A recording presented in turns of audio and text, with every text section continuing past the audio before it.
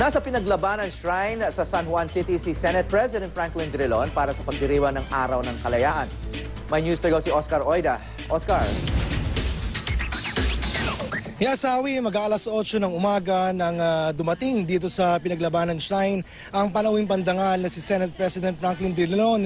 Sinalubuhan siya sa pamamagitan ng arrival honors sa pamumuno na rin ng ilang mga opisyal ng San Juan. Sinundan ito ng pagtataas ng watawat bilang paggunita sa ika-116 na selebrasyon ng Araw ng Kalayaan. Matapos ito, Hawi, ay agad silang dumiretso dun sa pinaglabanan shrine para nga sa sinasabing wreath laying o pag-aalay ng bulaklak.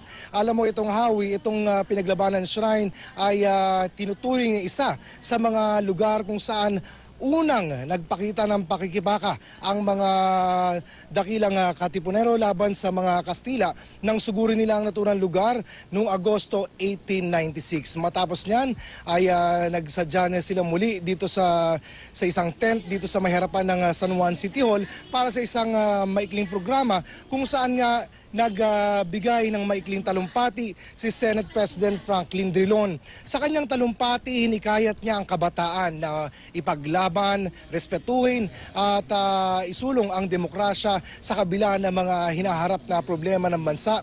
Ilan nga dito ay yung pagkakadawit sa pork barrel scam ng kanyang mga kasamahan sa Senado at sa kabila nito ay nanawagan siya na patuloy sanang respetuhin ang institusyon at ang demokrasya bilang pagsuporta at pagrespeto at pagbibigay pugay dun sa paghihirap ng ating mga bayani sa pakikipaglaban para maatim ang tinatamasang demokrasya. Awi?